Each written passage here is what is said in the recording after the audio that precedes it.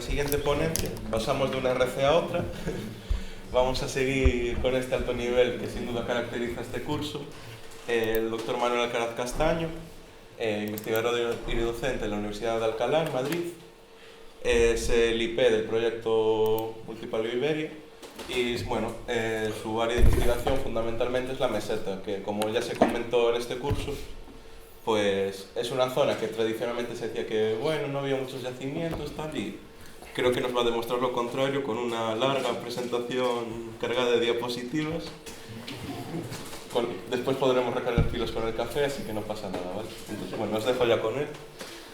Muy bien, muchas gracias, Hugo. Muchas gracias, por supuesto, y además gracias de verdad, no de las que se dicen normalmente en los congresos. Gracias a Arturo y a toda la organización, por supuesto, por este magnífico curso que espero estéis disfrutando, al menos hasta ahora, y espero que siga siendo así. Bien, como ha dicho Hugo, yo voy a centrarme pues, en el área geográfica donde desarrollamos nuestra investigación desde hace muchos años. Antes incluso de que yo naciera en la Universidad de Alcalá, pues hay una larga tradición de estudios sobre la prehistoria de la meseta y en concreto, al menos en mi caso, sobre el paleolítico medio y superior. Entonces vamos a pasar de la zona más clásica y mejor dotada a nivel científico, a nivel arqueológico, la península ibérica, que es la región cantábrica. Vamos a pasar a la macrorregión, todo el interior peninsular, pues que tradicionalmente ha tenido más problemas rivalizando con Galicia, porque también tenemos ese problema de falta de investigación de esos supuestos vacíos poblacionales y que, como bien ha dicho Hugo, pues llevamos durante un tiempo tratando de desmentir o al menos de poner a prueba. Porque adelanto desde ya que nosotros, cuando planteamos proyectos de investigación, planteamos unas hipótesis que suelen ser ambiciosas, pero que no tendríamos ningún problema en falsar esas hipótesis. Es decir, que puede que yo estuviera equivocado en la hipótesis que yo planteara y demostrar tal cosa sería un resultado científico pues igual de provechoso que cualquier otra cosa. Bien, yo me voy a centrar en los últimos neandertales y también los primeros humanos modernos. Ha habido gente que ya ha hablado aquí de Paleo superior, Ana sin ir más lejos hace poco. Yo voy a hablar también bastante del Paleolítico superior, sin irme muy reciente. Voy a tratarme en esa transición que en el caso de la meseta, como vamos a ver, todavía está bastante difusa. Bien, ¿cuál es el problema? ¿Cuáles son los problemas? Los científicos nos dedicamos a resolver problemas, identificamos huecos en el conocimiento que tenemos sobre ciertos temas, huecos o problemas, y tratamos de abordar esos problemas. En la meseta son muchos los problemas que se resumen en estas dos preguntas fundamentales que ya estaban en el título. El primer problema, y así voy a dividir yo la presentación, es cuándo y cómo, ese cómo entendido de forma muy amplia, desaparecen los neandertales en la meseta o en todo el interior peninsular. El segundo problema, asociado por supuesto al anterior, es cuándo y cómo aparecen los primeros humanos modernos en el interior de la península ibérica. Primero voy a poner esos problemas, la situación actual de la investigación, luego voy a exponer los proyectos o el proyecto de investigación que nosotros estamos desarrollando actualmente para intentar resolver esos problemas y, para terminar, como es lógico y evidente, esto tampoco es nada raro ni sorpresivo, voy a tratar o voy a exponer una serie de resultados, llegando hasta ayer por la tarde. Yo voy a dar datos inéditos en su gran mayoría, voy a dar todas las dataciones nuevas, confío en que nadie las vaya a publicar, o sea que no hay ningún problema con eso, estarán en el podcast y no pasa nada. En ese sentido, insisto, gran parte de lo que vais a ver aquí, no todo, pues es información o resultados recién salidos del horno. En primer lugar, aunque parece muy obvio, vamos a definir un poquito el marco geográfico, qué entendemos cuando decimos el interior peninsular, porque no es tan sencillo. El concepto de meseta es un concepto geográfico, no geológico.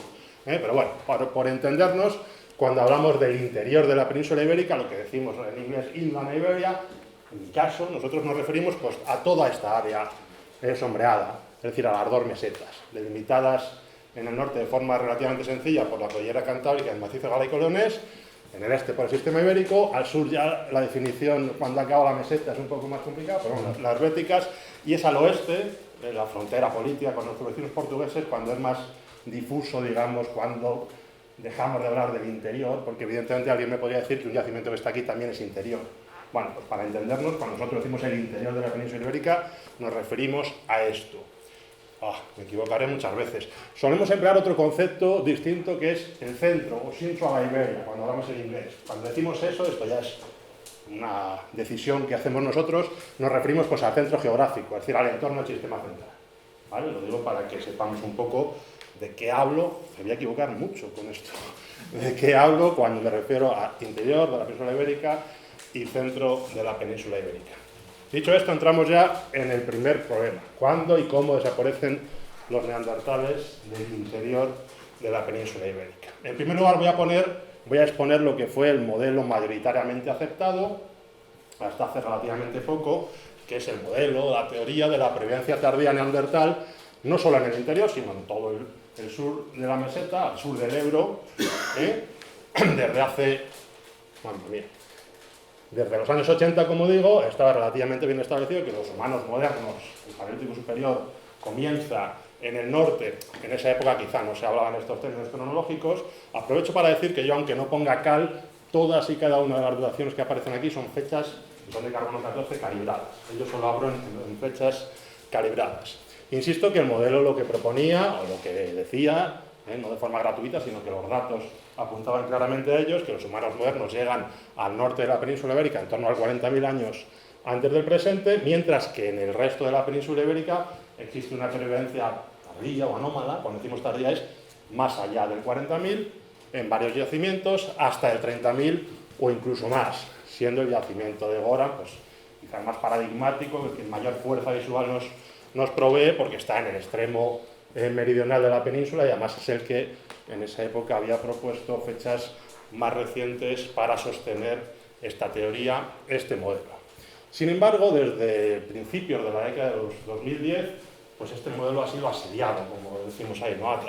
Se ha enfrentado a muchos problemas a través de una serie de proyectos de investigación que han redatado algunos yacimientos, han datado algunos nuevos, y entonces se ha visto que no todo era tan sencillo.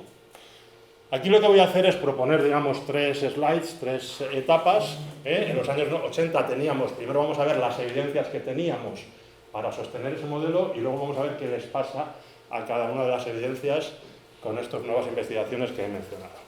Como digo, desde los años 80 tenemos dos yacimientos en el norte de la península ibérica, en Burgos, Ermita y Guadamellán, con unas dataciones que, insisto, en esa época no se expresaban en esos términos, pero están traducidas, digamos, a las cronologías calibradas actuales, que, insisto, proponían, sobre todo en el caso de Ermita, cronologías más acá de 40.000, es decir, más recientes, es decir, tardías. En los años 2000, pues se publicaron más yacimientos, Jarama 6, en Guadalajara, que ha salido mucho aquí, fechas de carbono 14, que llevaban hasta de 30.000, muy recientes. También el caso del Valle de las Orquídeas, en Atapuerca, con cronologías de TM en torno a 28.000. En el caso también de la Cuenca de Madrid, algunos yacimientos del Valle de Manzanares, Cañaveral, 12 de octubre, con fechas de luminiscencia que también apuntaban cronologías muy recientes. ¿Qué ha ido pasando? Pues que todos estos yacimientos se han enfrentado a problemas. Voy a ir muy rápidamente. En el caso de Guadamellán, pues ya desde la propia publicación, el propio laboratorio dijo que había muy poco colágeno, hablábamos de carbono 14 convencional y por lo tanto eso hoy en día no se puede mantener. En el caso de la Ermita se publicaron nuevas dataciones que se llevaron esos niveles al estadio 5. También esas fechas estaban mal. En el caso de las Orquídeas, aquí algunos de sus publicadores, digamos, ya se publicó como algo pues problemático porque es un conjunto lítico poco diagnóstico y no se sabe muy bien si es paleolítico medio, si es paleolítico superior. En ese sentido, en realidad, tampoco se propuso nunca como una evidencia sólida, sino como una hipótesis de esa pervivencia tardía.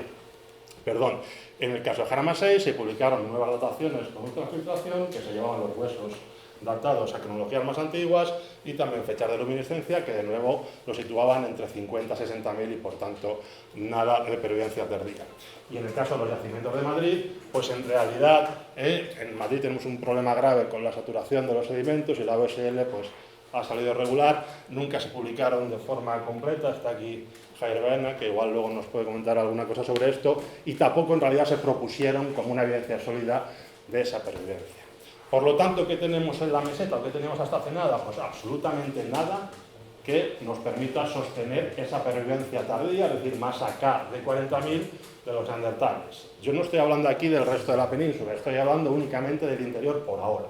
Luego se haría alguna referencia. Por lo tanto, hasta hace poquito, la imagen que teníamos era esta. Digamos que el año 2013, yo siempre lo pongo como un Rubicón, porque fue cuando se publicaron algunos de los papers que echaron por tierra estas dataciones. El famoso paper, criticable en otros sentidos, de Rachel Wood y compañía, que dataron muchos de estos yacimientos, Jarama 6, la redatación de la ermita, etcétera, pues fueron los que nos llevaron a proponer que en la actualidad, esto podemos poner en 2021, porque ahora voy a aportar algunos datos más nuevos todavía, que tampoco van a cambiar mucho la cosa, pues no se aceptaba ninguna pervivencia tardía de neandertales más allá de 40.000 en todo el interior, e incluso se cuestionaba ya, de hecho en este paper se hace, cualquier tipo de pervivencia, incluyendo el resto de la península ibérica. Por lo tanto, lo que nosotros nos proponíamos como punto de partida para nuestro proyecto de investigación reciente, primero, tomar conciencia que el modelo de la pervivencia tardía estaba en realidad basado en datos que eran en sí mismos bastante débiles, es decir, en cuanto hicieron 4 o 5 dataciones se chocó con tierra, parecía que nunca era un gigante con pies de barro, digamos, en el caso del interior peninsular, insisto. En ese sentido, a pesar de que tenemos más datos que han echado por tierra ese modelo, la evidencia sigue siendo muy escasa, o seguía siendo hasta hace nada, y hoy en día también sigue siéndolo, y en ese sentido nosotros no creemos que sea el momento de plantear nuevos modelos, es decir, de cambiar una big picture por otra, de cambiar un gran modelo por otro enseguida, no. Todavía estamos en un contexto en el que en el interior peninsular los datos son muy escasos, muy problemáticos, por lo tanto no nos queda más remedio, por lo menos unos cuantos años, de seguir haciendo trabajo de campo, ser cautos, trabajar en el terreno de la hipótesis, no subir todavía al terreno de la teoría del modelo, sino que, bueno, en fin, es momento, como digo, de seguir manteniendo los pies en el suelo. Bien. Llegamos aquí entonces al inicio de lo que yo voy a presentar hoy en día, desde el año 2014 básicamente, llevamos trabajando en estos parámetros y otros en relación con el Paleártico Superior que expondré después, a través de una serie de proyectos de investigación financiados con proyectos del Ministerio y también del Consejo Europeo de Investigación, como han mencionado, pues centrados en encontrar nuevos yacimientos. Es decir, nosotros siempre decimos que hacemos una arqueología, proyectos de investigación muy básicos. No hacemos grandes modelizaciones, aunque también hacemos alguna cosa, no hacemos grandes teorías, sino que lo que hacemos es remangarnos e ir al campo a excavar, pero porque es lo que se necesita, no porque queramos reivindicar una forma de hacer arqueología, no, es que la meseta es lo que tenemos que hacer.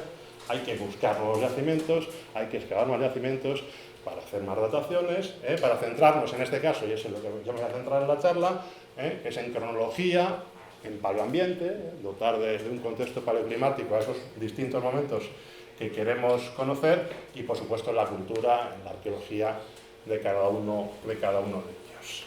Bien, en ese sentido me voy a centrar, como digo, en este proyecto que se llama Multipaleo Iberia. También estamos en redes, también damos bastante la brasa en Twitter y en Facebook. Como digo, es un proyecto financiado también por el Consejo Europeo de Investigación, y la característica fundamental, lo que es importante dejar claro, es que este es un proyecto del que yo soy el IP, porque me ha tocado, lo eché yo y me lo dieron a mí, pero es un proyecto colaborativo. No solo en el sentido de que nosotros somos un equipo muy amplio en la Universidad de Alcalá, sino que trabajamos de forma, insisto, colaborativa con toda una serie de grupos de investigación, todos ellos trabajando, por supuesto, en el ámbito del interior de la península ibérica, porque es nuestro objeto de estudio, y en ese sentido, gran parte de lo que yo estoy presentando hoy aquí no es que, insisto, sea fruto de nuestro propio grupo de investigación de Alcalá, sino que hay gente, muchos de ellos aquí, que también son responsables de una buena parte de lo que hoy estoy mostrando. Muy rápidamente, no voy a ir dando nombres y demás, aquí tenéis algunos de los puntos, ahora hay bastantes más, pero algunos de los puntos de los yacimientos en los que trabajamos, en la mayoría de ellos en colaboración con estos equipos de investigación. Insisto, no me quiero alargar, porque me han estado amenazando desde antes de ayer cuando les dije las diapositivas que tenía, pero en fin, espero ser el primero que no se pase del tiempo, a ver si lo consigo. Bien, yo en lo que sí me voy a centrar es, pues sí, en la parte que más nos toca, es decir, nuestra zona de trabajo fundamental, donde sí somos nosotros los que dirigimos la investigación en los propios yacimientos, y esta es una zona que se encuentra pues, en la cuenca media alta del Tajo, básicamente en la provincia de Guadalajara, en distintas valles y regiones de la provincia, como vamos a ver enseguida, y nosotros nos centramos en 3 yacimientos, básicamente, en la famosa Cueva de los Casares y en los abrigos de Peñacabra y Peñacapón, y sobre los 3 voy a hablar hoy. Estamos aquí, en primer lugar voy a centrarme en estos 2 últimos, los abrigos de Peñacabra y Peñacapón, que están en las estribaciones surorientales del sistema central, si lo ponemos en la frontera política de la provincia de Guadalajara, en su parte occidental, y aquí lo que hacemos es hacer un zoom en las cabeceras, en los tramos altos de los valles del Jarama, que es un río que luego se mete hasta Madrid, y el Sorbe. Esta es una zona, yo me atrevería a decir que es de las más importantes en cuanto al registro del Paleolítico Medio y Superior en el interior de la península ibérica, porque hay toda una serie de yacimientos, algunos más conocidos que otros, e insisto, yo me voy a centrar sobre todo pues, en los de esta parte, los de la Valle del Sorbe, donde están Peñacabra y Peñacapón, hablaré un poquito de la Amalia, cuyos directores están hoy aquí con nosotros, y mencionaré algunos otros.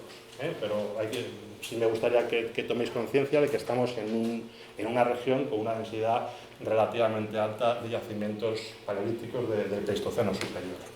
Bien, vamos a hablar en primer lugar de Peñacabra, que ya os adelanto que es el menos relevante para lo que yo quiero contar aquí, porque es el que nos ha ofrecido dataciones más antiguas y por lo tanto para la discusión fundamental que yo estoy planteando, que son los últimos neandertales, pues digamos que es el que menos aporta porque no son tan últimos. Han resultado no ser tan últimos, pero aún así quería mostrarlo, porque no en vano es un curso sobre neandertales y tenemos varias cosas que mostrar, aparte del hecho de que no son de los últimos neandertales. Bien, este es el mismo Valle del Sorbe que veíamos en la diapositiva anterior. Esto es un pantano, es una presa artificial, la presa de Beleña.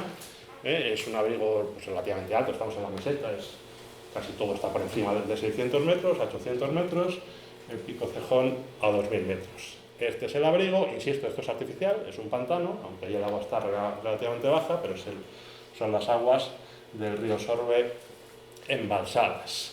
Bien, aquí tienen otra vista del abrigo, de hecho ahí está el pantano tan bajo que parece prácticamente el cauce normal del río, es un abrigo que hoy en día es prácticamente en un acantilado, que tiene una circunstancia muy interesante y es que gran parte del depósito estaba sobre unos grandes bloques caídos que han sellado el depósito y eso pues, nos ofrece una cierta garantía de que los procesos por deposicionales no han alterado mucho la secuencia y de hecho, bueno, sí, yo soy muy de vender la moto, datos inéditos, sí, es la verdad.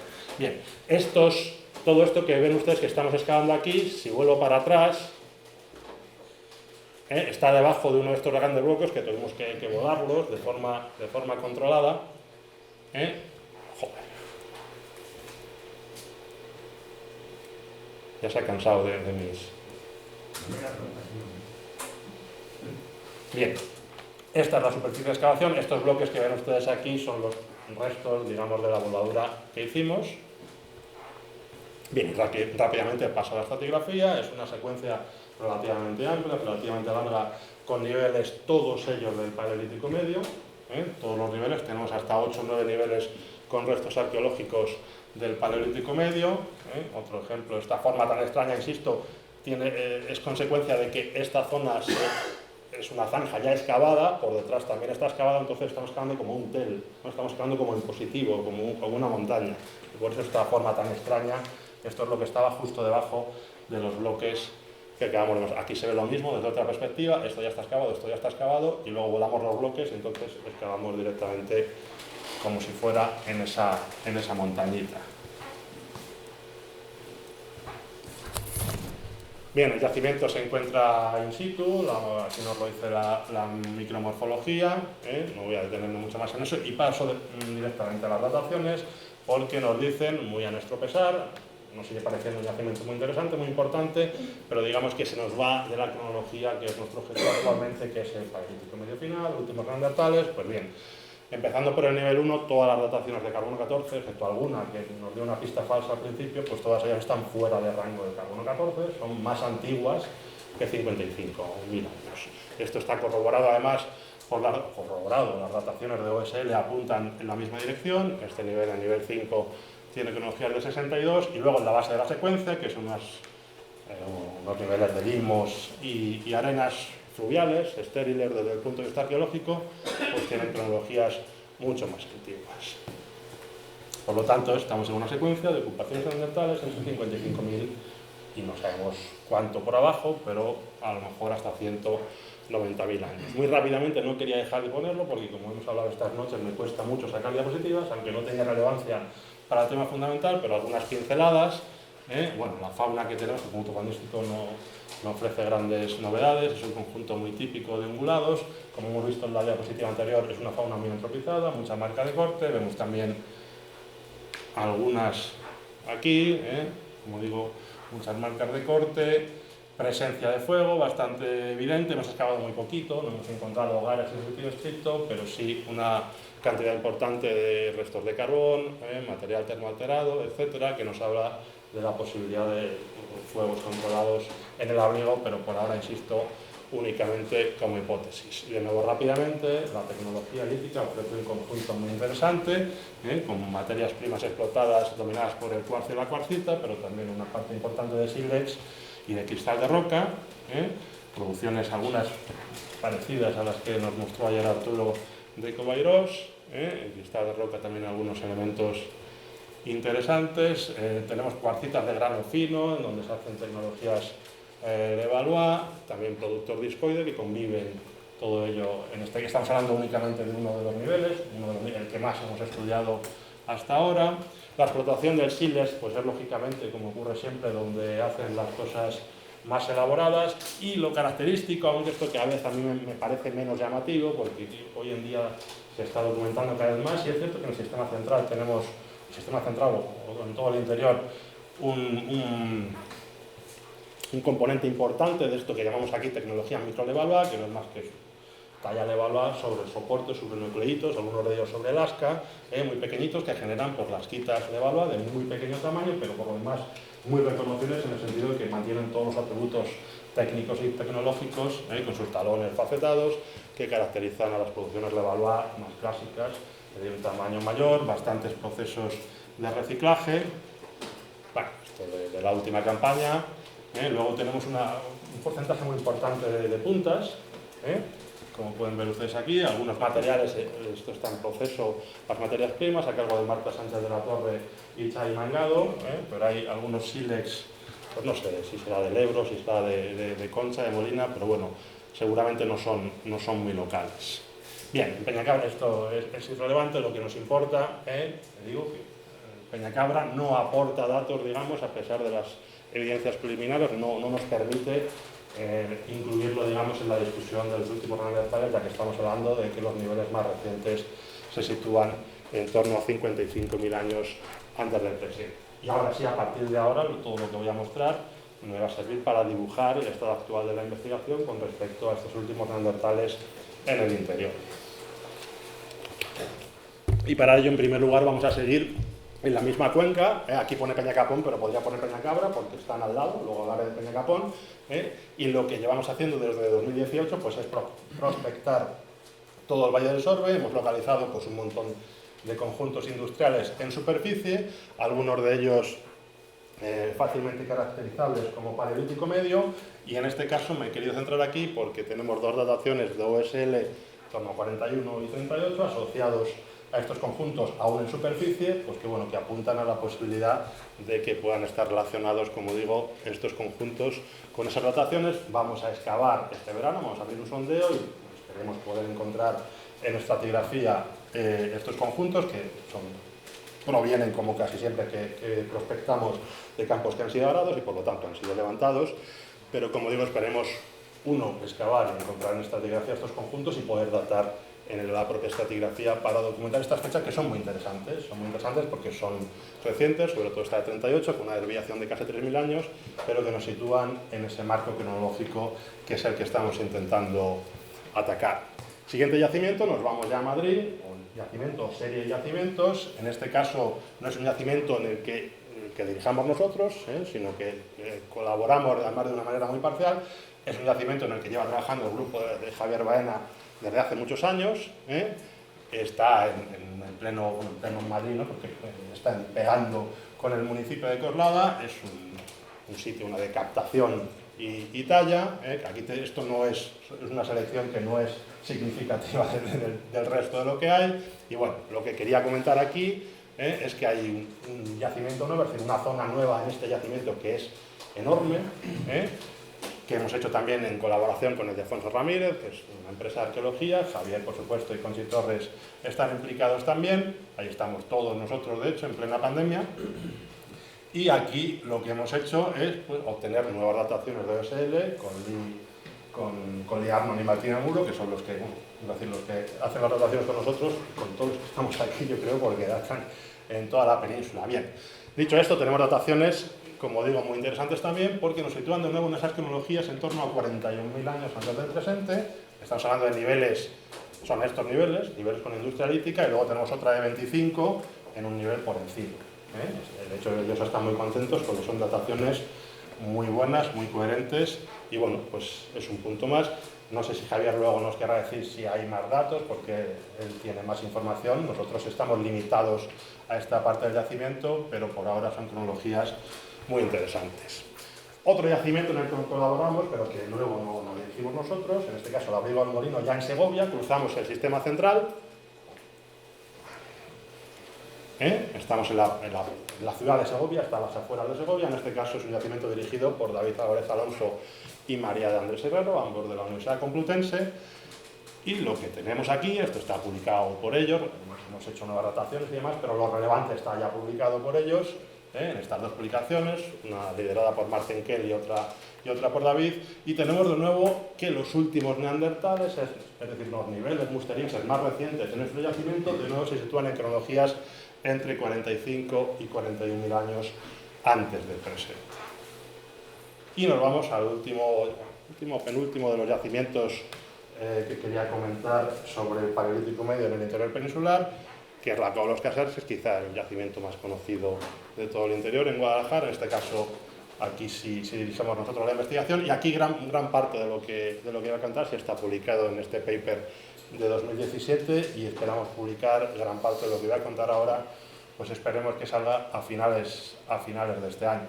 Bien, estamos ya, no sé muy bien en el mapa, pero ya no estamos en torno al sistema central, sino que estamos ya en el sistema ibérico, en la rama castellana del sistema ibérico. Seguimos en la meseta, pero estamos, insisto, pues en el mapa político mucho más al oriente. Esta es una foto que no sé de quién es, la cogí en internet, no tenía autor, de la cueva. Ahí ven ustedes las dolomías de la Cova de los Casares. Bien, relevante o relativamente importante, el yacimiento actual, donde estamos excavando, donde estamos excavando de la Cova de los Casares, es un yacimiento interior.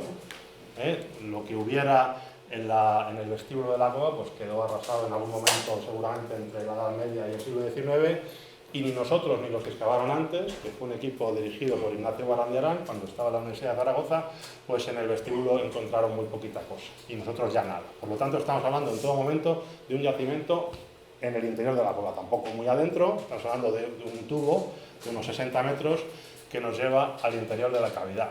Y aquí, como digo, el profesor Barandiarán excavó unos 24 metros cuadrados, y sobre esa cuadrícula que ellos plantearon en los años 60, pues nosotros lo que empezamos haciendo fue refrescar algunos de los perfiles. Esta es una foto pues, de 2013-2014, que está tal cual lo dejó Barandiarán. Lo primero que hicimos fue aprovechar este perfil que ya quedó así en 1968, y lo refrescamos, y entonces así fue como comenzamos la investigación en la Cova de los Casares. No me quiero enrollar mucho, además esto está publicado. Aquí tienen ustedes la secuencia que definimos en esas excavaciones que hicimos entre 2014 y 2016. El nivel musteriense, que es lo que nos interesa ahora, es este paquete, que a su vez se divide en C1, C2, C3, pero bueno, son este paquete de arcillas que tenemos aquí. Quédense ustedes con este nivel, que pone ahí un signo de interrogación, porque ni Barandiarán yo creo que decía que no encontró absolutamente nada. Nosotros encontramos fauna sin antropizar. En ese sentido, pues en esa época no sabíamos lo que era ese nivel B, ni a nivel cronológico ni a nivel cultural, si es que tenía algo de presencia humana, que insisto, en esa época no teníamos constancia de ello. Por lo tanto, lo que nos interesa es este nivel D, y debajo hay una colada estalagmítica, y debajo ya es un nivel de oso de las cavernas, fundamentalmente sin presencia humana. De nuevo, es un yacimiento que, salvo algunas alteraciones claramente identificables, tiene muchas alteraciones, pues se encuentra relativamente en posición primaria. Aquí, no sé quién lo comentaba el otro día, pues hay bastantes madrigueras.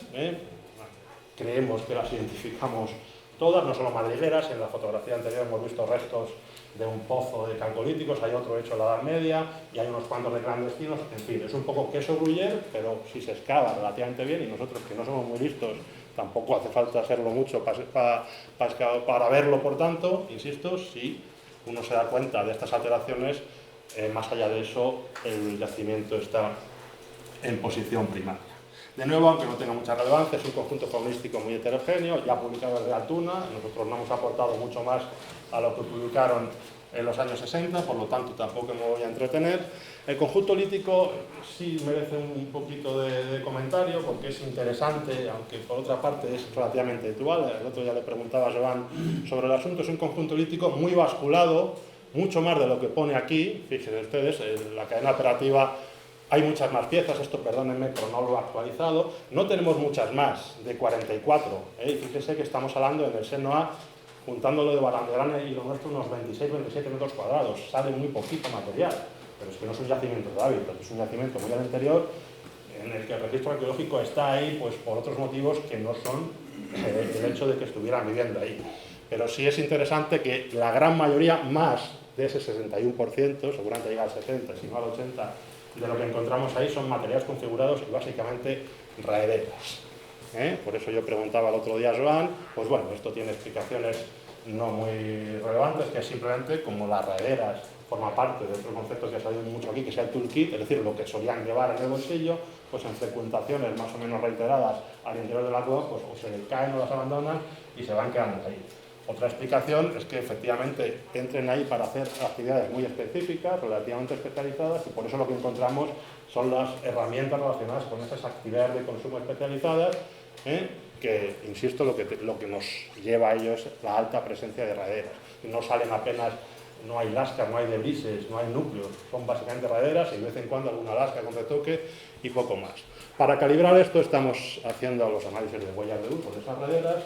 Y un dato que también creo que nos puede aportar bastante son los fitolitos, porque ya en publicaciones anteriores publicamos algunos casos en los que parece que hay esqueletos vegetales enteros y se están introduciendo plantas enteras al interior de la cavidad, y en ese sentido hemos hipotetizado que puede tener algo que ver con esta supuesta actividad especializada que están haciendo en el interior. Pero dicho eso, vamos a la cronología, que es lo que más nos interesa. Aquí tienen ustedes la estratigrafía más actual, aunque es de otra zona de la cavidad, de lo que hemos excavado en esta sala interior de Casares, y las dataciones que tenemos. Ninguna de estas publicada todavía, esta sí está publicada, esta es la publicada ya. Bien, son dataciones, son 5 ya en total, todas ellas menos una en carbón. Digo menos una porque todo el hueso que habíamos intentado datar hasta este año nos había dado sin colágeno. Este año seguimos intentando, y un diente pues sí ha dado una datación, y además muy coherente con las demás. En ese sentido tenemos ya dataciones también de huesos que nos informan, insisto, de una cronología relativamente coherente, excepto esta datación que es un poquito más antigua, pero que nos sitúa esta ocupación de los neandertales de Casares en torno a 41-43.000 años antes del presente. Aquí tienen ustedes las 4 dataciones que acabo. Aquí falta la que estaba publicada previamente, que no la he metido, pero bueno, que es muy parecida a una de estas, es decir, que no aportaría mucho. Engrosaría, digamos, la idea de que la ocupación se desarrolla muy probablemente en el interstadial de Groenlandia 11, lo cual coincide además, y por eso lo pongo junto a los datos paleoambientales, con el hecho de que los datos polínicos y los datos de micromamíferos en ambos casos apunten a medios abiertos, a medios atemperados, y que, insisto, cronológicamente también coincide con ese apuntamiento, si se me permite la palabra, al interestadial de Groenlandia 11 en el caso de las dataciones. Esta otra datación, bueno, pues es un poco discrepante, o simplemente nos puede indicar pues, que estamos hablando de un palincesto que tiene una serie de ocupaciones que coinciden con otro interestadial, en todo caso, un poquito más antiguas, y luego un poquito más tarde pues vuelve a haber gente allí en torno al interestadial de Groenlandia 11. Nosotros ya hipotetizamos en su caso que la cueva pudo abandonarse en un momento estadial posterior, quizá ya coincidiendo con el evento de Henrik IV o no. Pero nosotros hipotetizábamos eso porque en esa época teníamos otros datos que no me quiero enrollar para no alargarme, pero bueno, sigue siendo plausible esa posibilidad, como acabaré de argumentar enseguida.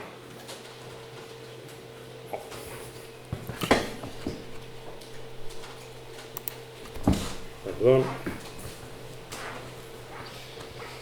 Las pilas otra vez. Me voy a sentar en la silla. Lo haré.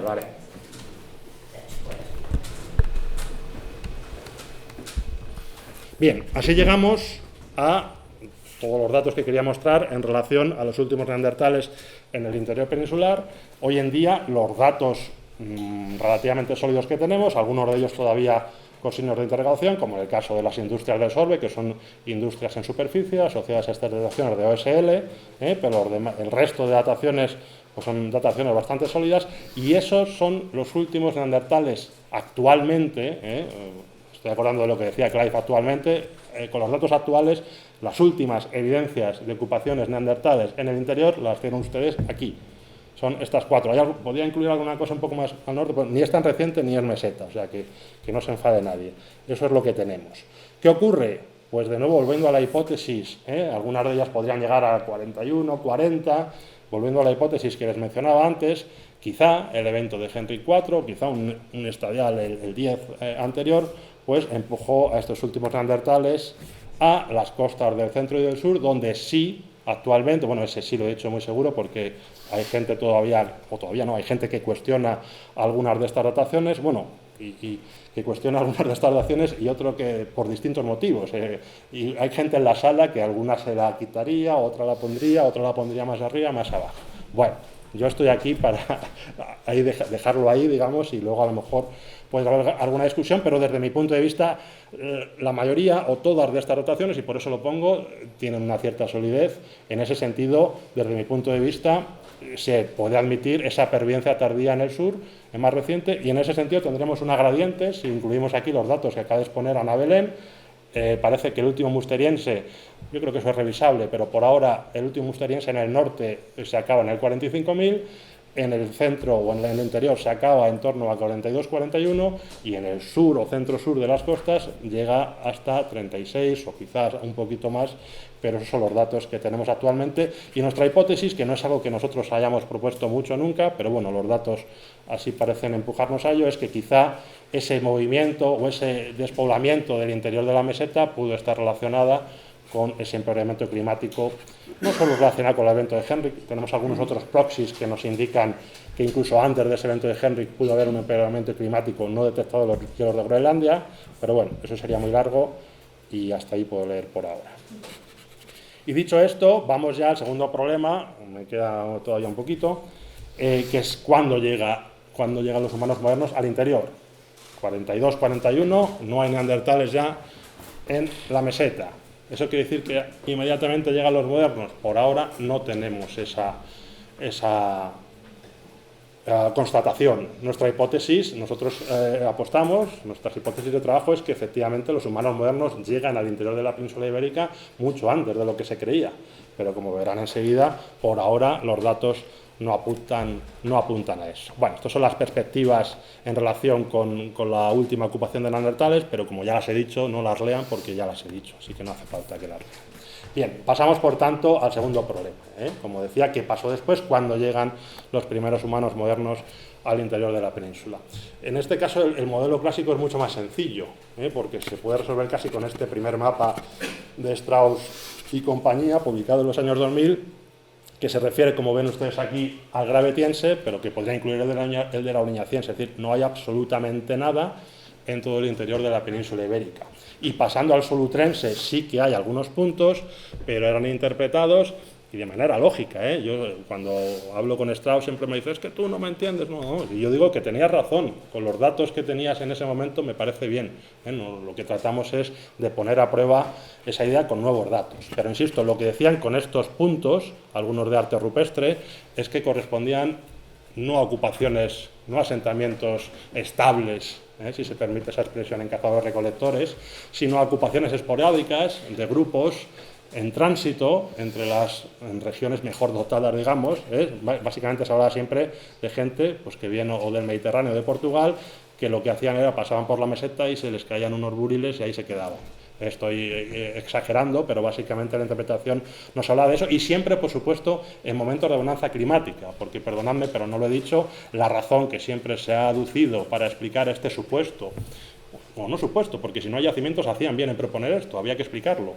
La razón que se aducía para explicar esto es que las condiciones ecológicas de las tierras altas del interior de la meseta, con su clima mediterráneo continentalizado, pues no eran atractivas para el asentamiento de estos grupos de humanos modernos, sobre todo en el Paleolítico superior, porque es cuando ya se dan los momentos más fríos, sobre todo en el estadio 2, y que por lo tanto era normal que en la meseta no hubiera nadie porque hacía mucho frío, y quién iba a querer vivir en Molina de Aragón si puede vivir en Benidorm.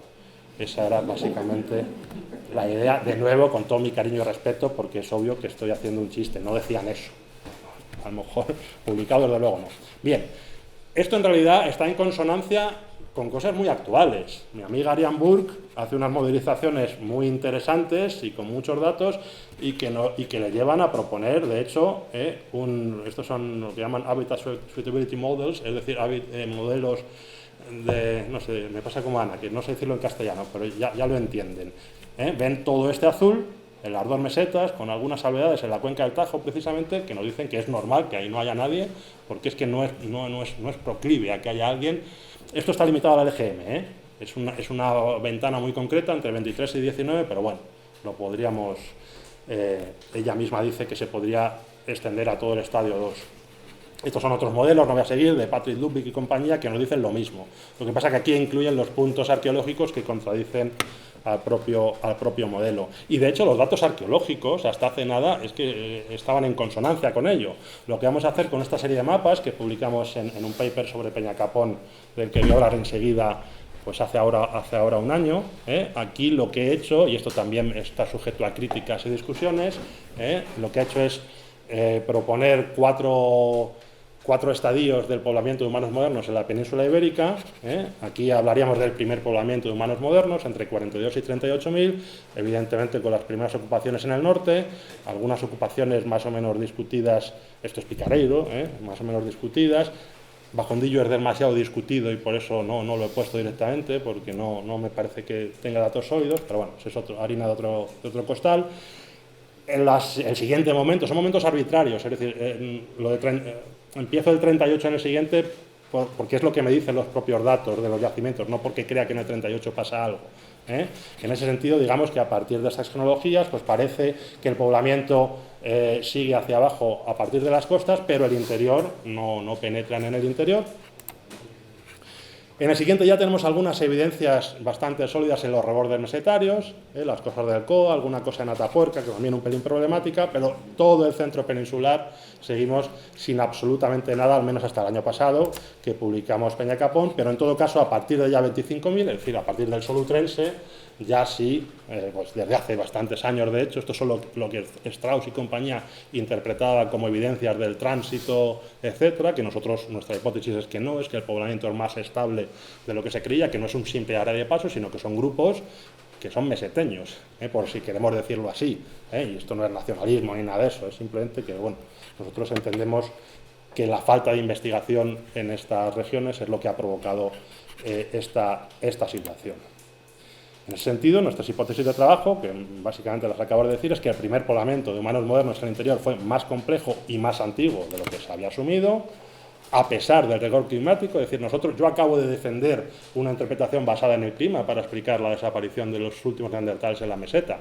Pero entender los movimientos de población es una cosa, y luego entender que la meseta estaba prohibida porque hacía mucho frío es otra, que si resulta ser así me parecerá muy bien, pero nuestra hipótesis no va en ese sentido.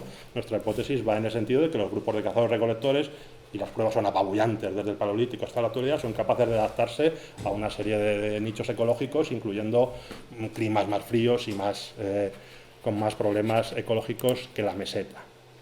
Y en ese sentido, nuestra hipótesis es que existieron ocupaciones gravetienses y auriñacienses en el interior de la península ibérica, y vamos a ver si las hemos encontrado. Volvemos al Valle del Sorbe, en Guadalajara, un yacimiento que está al lado, a 800 metros de Peñacabra, que es Peñacapón. Peñacabra paleomedio, Peñacapón paleolítico superior. Peñacapón sí hemos publicado más, Peñacabra bastante menos. Es el mismo sitio, Peñacabra estaba aquí, ¿se ve el cursor? Sí, estaba aquí, y Peñacapón está aquí. Estamos en el mismo valle. Es un yacimiento enorme, es un yacimiento para lo que hay en la meseta, pues bastante grande. Todo esto es el depósito, una vista desde aquí, es decir, desde el otro lado. Aquí tenemos la planimetría, esto es hemos excavado un poquito más, aquí hemos hecho otra catita, otro por aquí, pero vamos, por ahora hemos excavado bastante poco, una vista más bonita desde arriba, donde ven todo el depósito, un depósito aluvial, fluvial. Si alguien tiene algún interés en los procesos de formación, luego podemos comentarlo. Hemos excavado hasta ahora únicamente 3 campañas, de nuevo porque seguimos en el pantano, y en el caso de Peñacabra el pantano no le afecta porque el abrigo está muy alto, pero Peñacapón no está tan alto, y la mayor parte del año, yo estuve por allí el otro día con nosotros y no vio nada, porque el agua, fíjense ustedes hasta dónde llega. Es lo normal, es que no baje de aquí. Solo en años en los que llueve poco, pues podemos excavar. Este año quizá, porque va igual que el año pasado, 2021, quizá podamos excavar. Bien, rápidamente, esto es del año pasado, un aspecto general de la excavación, las fotografías de la excavación. Esto está publicado, es un aspecto de la cata central en el nivel 2A, solutrense medio, tiene usted un omoplato de caballo, la fauna sale relativamente bien conservada, hay hogares en el yacimiento, esto lo pongo también, vale, no lo explico, hogares, algunos elementos de cómo sale la industria, un dibujo, este es el hogar que veíamos antes. Damos un salto al nivel 5, los niveles solutrenses tienen una ocupación relativamente densa, el nivel 5, que ya es gravetiense final o gravetiense terminal, cambia completamente, es una ocupación seguramente un short-term human occupation, centrada en la caza del caballo, en el que aquí sí estoy dispuesto a admitir que estamos hablando de un sitio, de un momento que a lo mejor sí puede interpretarse en ese contexto del área de paso, pero lo anterior, con raspadores, con buriles, con hogares, no me parece como para hablar de un sitio en el un alto de caza, digamos, ¿no? Me parece que tiene componentes que permiten hablar de un hábitat más prolongado. Esto sigue siendo el nivel 5, y aquí tiene usted la secuencia, ¿no?, con nuestra micromorfología para certificar que no tenemos grandes movimientos, y, insisto, tenemos pues una secuencia de ocupación entre 22.600 años, en un nivel de solutrense superior, hasta 26.100, gravetiense terminal, pasando por un nivel protosolutrense con puntas de vale comprido, y lo interesante, y por eso pongo esto, es que gran parte de la secuencia se corresponde con el estadio de Henrik II, es decir, este es el momento más frío de la última glaciación, por lo menos del último ciclo glaciar. Es decir, esto entra en contradicción con la idea de que la meseta en general es evitada debido precisamente al clima y al ambiente, que es, pues qué casualidad que el yacimiento de ocupación más antigua, por ahora, de humanos modernos y con una ocupación relativamente estable, se da precisamente en el momento más frío de la última glaciación. Eso no, desde nuestro punto de vista no tiene mucho sentido, y digamos que nos obligaría a buscar otras razones para explicar esta escasez de yacimientos, que desde nuestro punto de vista es básicamente que se ha investigado poco. Bien, insisto rápidamente porque me estoy alargando, no solo decimos que es un ambiente árido por la cronología, sino que los propios proxies paleoambientales así nos lo indican. Rápidamente las industrias, son industrias muy espectaculares, solutrense medio, más solutrense, esto que lo comentaba con Marcos el otro día, con colgante en bizarra, es ahora mismo la evidencia de arte mueble más antigua de la meseta. Las puntas de vale comprido del nivel solutrense superior, del nivel protosolutrense, hay bastantes más. Fíjense ustedes además que la resolución cronológica entre niveles es muy precisa, digamos. Estamos hablando de 25.200 protosolutrense, entre 24.6 y 24.9 los niveles 2B y 3, y luego el nivel gravetiense terminal o gravetiense final, 25.000 años. Es decir, que la secuencia cronológica, y la estamos actualizando, de hecho, creemos que nos otorga una cronología muy precisa de estas ocupaciones. Estas fotos son muy malas, pero porque son de esta última campaña, pero son azagallas del nivel solutrense superior, del nivel de arriba. Las he puesto porque a todos nos gusta tener lo más grande, lo más largo en este caso. Pues esta es una azagalla de 24 centímetros, que yo en la península ibérica, no sé si hay alguna, seguramente sí, en Francia sí, en la península ibérica no. Esta es otra, entera, insisto, el nivel solutrense superior. Por lo tanto, hasta el momento, Peñacapón, evidencia más antigua de humanos modernos, no muy antigua, 26.000 años, queremos más, que se da precisamente en el momento de mayor rigurosidad climática y ambiental, por tanto, en contra de esta idea de que evitan la meseta precisamente por eso. Y esto, evidentemente, nos empuja, nos da pie a seguir investigando más. Y eso hacemos. En este caso, de nuevo, no nosotros, esto que voy a mostrar ahora, esto es un yacimiento nuevo, no publicado, y que, insisto, en el que solo colaboramos, y que en este caso dirigen Adrián Pablos y Noemi Sala, aquí presentes, y donde, aquí tenemos una vista de la excavación, se han documentado una serie de unidades estratigráficas o de niveles, en este caso con industrias solutrenses, con cronologías solutrenses, pero que también nos introducen una serie de problemas porque tienen cronologías más antiguas, pero en general el componente solutrense es claro. Voy a ir un poquito rápido a lo que nos interesa. Debajo de ese nivel solutrense tenemos otra unidad estratigráfica, que en este caso tenemos ya bastantes dataciones que apuntan a estas cronologías, tanto de carbono 14 como de OSL, que en este caso el salto es importante. 35.000 años son 10.000 años más de lo que era hasta ahora lo más antiguo de la meseta, que era Peña Capón. Insisto, este yacimiento todavía tiene problemas, es preliminar, pero yo creo que los datos son sólidos porque son dataciones sobre huesos con marcas antrópicas, porque esto es importante decirlo. Bien, el problema, y seguramente algunos están mirando, es que no tenemos tecnologías claramente auriñacienses. He puesto aquí lo que más podría acercarse, pues este raspador carenado que tiene un par de golpes de buril, esta cosa, útil compuesto que llamamos, este núcleo en una corcita de grano fino, que ha podido producir laminitas de forma bidireccional. Bien, no tenemos azagallas de base hendida ni laminitas de Fuchs, pero bueno, tenemos unas cronologías en rango auriñaciense evolucionado, con un conjunto industrial que, bueno, podría ser auriñaciense como podría ser otra cosa, pero desde luego los datos nos apuntan en ese sentido y creemos que es una evidencia muy importante y de primer nivel, porque, insisto, es en la ocupación de humanos modernos más antigua de la meseta por ahora. Y para terminar, hay que volver a los Casares, donde tenemos una situación muy parecida a la que acabo de describir. En Casares les he hablado de Paleolítico superior, pero Casares seguramente todos vosotros lo conoceréis por el arte rupestre. Las grafías rupestres de Casares es lo más conocido. ¿Qué ocurre? Que en Casares no tenemos evidencias arqueológicas o evidencias arqueológicas estratificadas, porque las grafías son evidencias arqueológicas de Paleolítico superior y, por lo tanto, relacionables cronológicamente con esos grabados y pinturas. Lo que tenemos ahí es el Paleolítico medio, muy claro, y luego prehistoria reciente, Neolítico, Agrolítico y Bronce. ¿Qué hemos hecho desde 2018? Pues hacer algo que se hace en investigación de arte rupestre, que es excavar bajo los paneles.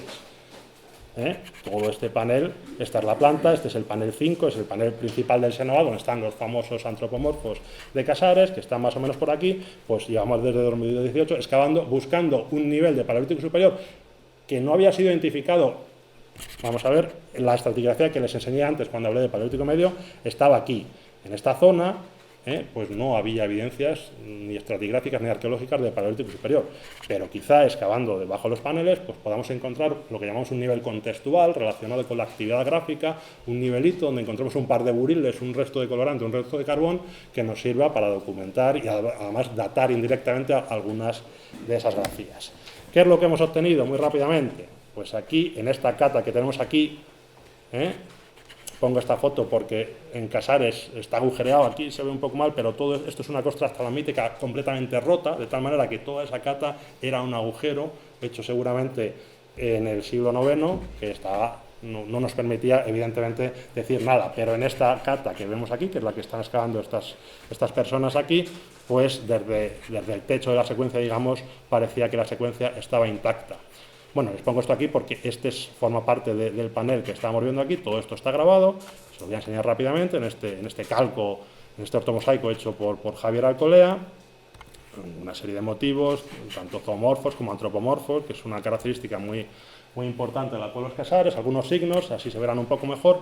Esta es la famosa hierogamia de la cueva de los Casares, que ya hay que tirarla a la basura, había que haberlo hecho hace mucho tiempo, pero bueno, si alguien quiere preguntar algo, luego lo podemos volver a ver, No es sobre eso, es una cueva, lo hablaba también ayer con Marcos, muy complicada de estudiar a nivel gráfico, porque todos estos grabados llevan muchísimo tiempo a hacer, pero bueno, simplemente para contextualizar lo que estábamos buscando. Y lo encontramos, o lo creímos encontrar casi enseguida, en el nivel B, que era ese nivel que, si recordáis, os dije que solo tenía fauna o no tenía nada, pues en esta parte de la cueva, es decir, bajo los paneles, enseguida empezó a aparecer registro arqueológico.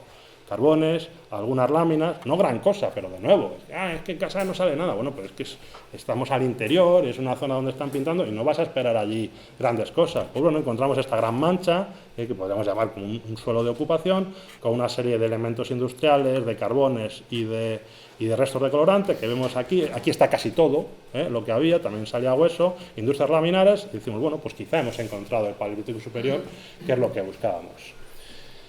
Ahora les diré qué quedó eso.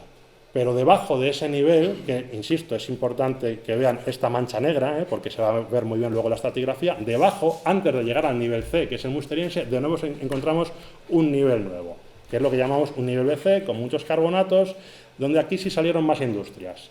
Lo que ocurre es que las industrias son estas que vemos aquí. Esto que es un núcleo pues más o menos revolado, un poco raro, esta radera de cuarcita, es decir, que huele a paleolítico medio. En este caso un poquito menos, pero quizá también. Lo que ocurre es que hay algunos elementos, que no me voy a extender porque estoy fuera de tiempo, que podrían valer para decir, bueno, quizá es paleolítico superior, incluyendo una serie de huellas de uso en esta zona del útil que podrían relacionarse, y en eso estamos investigando ahora mismo, con los posibles grabados. Dataciones, para poder ayudarnos a identificar eso. De nuevo la secuencia, fíjense ustedes el nivelito negro que veíamos aquí, en la base del nivel B, y justo en el nivel BC con estos carbonatos. Eso es lo que nos interesa. A partir de abajo el C es ya el paleolítico medio, y el A es la prehistoria reciente. Eso era el nivel A, esto naranja es el nivel B, ¿y qué tenemos? Por dataciones muy coherentes, 4 prácticamente clavadas, es un nivel mesolítico, 9500 calibrado, por lo tanto no es paleolítico superior, es un nivel mesolítico, que es interesante también, pero no es lo que buscamos. ¿Qué dataciones ha dado el nivel BC? Pues aquí sí. Tenemos 2 dataciones calibradas muy coherentes con gran parte de las grafías que estilísticamente pues, son grafías magdalenienses. Dataciones del magdaleniense medio. Pero hay amigos, tenemos también una datación pues, como la de la Malia, una datación en rango aurignaciense, en el mismo nivel, incluso en una cota un poquito más alta. Esto introduce un poco de problemas, pero bueno, son dataciones sobre carbones, por lo tanto, en principio antrópicos, es una zona muy interior de la cueva. Lo más lógico es pensar que ahí hay un carbón porque alguien ha quemado madera, no porque ha entrado como parte de un fuego natural, que tampoco sería imposible.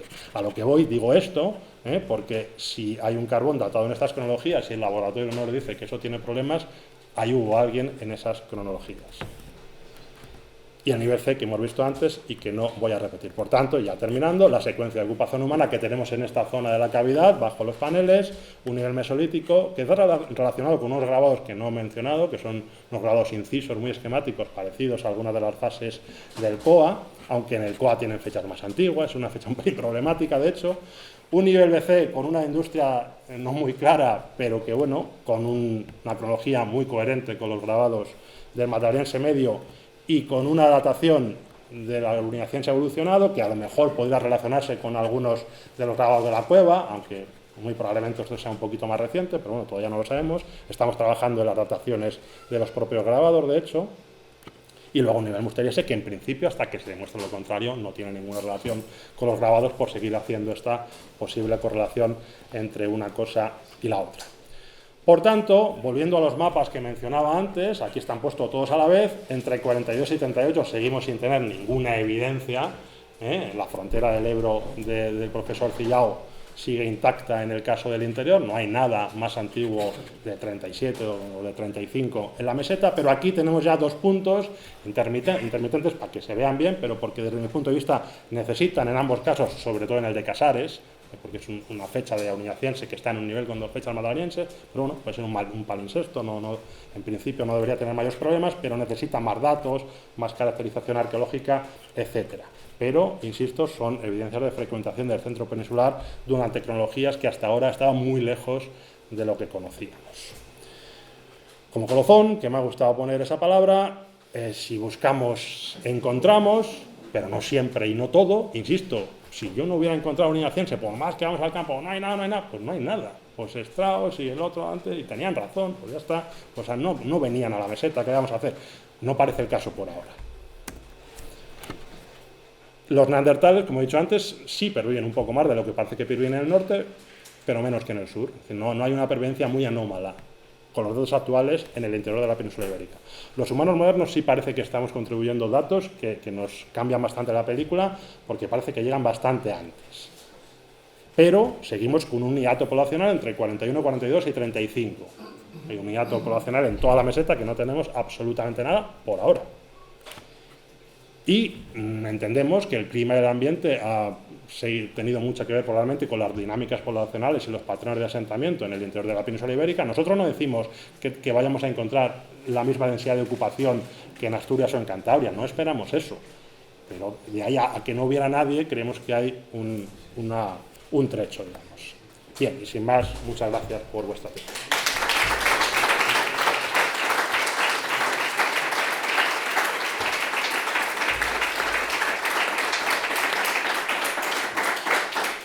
Bueno, muchas gracias por la presentación y por ese turbo al final, para no retrasar aún más. Una sana envidia de ver que hay zonas marginales que van saliendo un poco, a ver si nos toca a nosotros.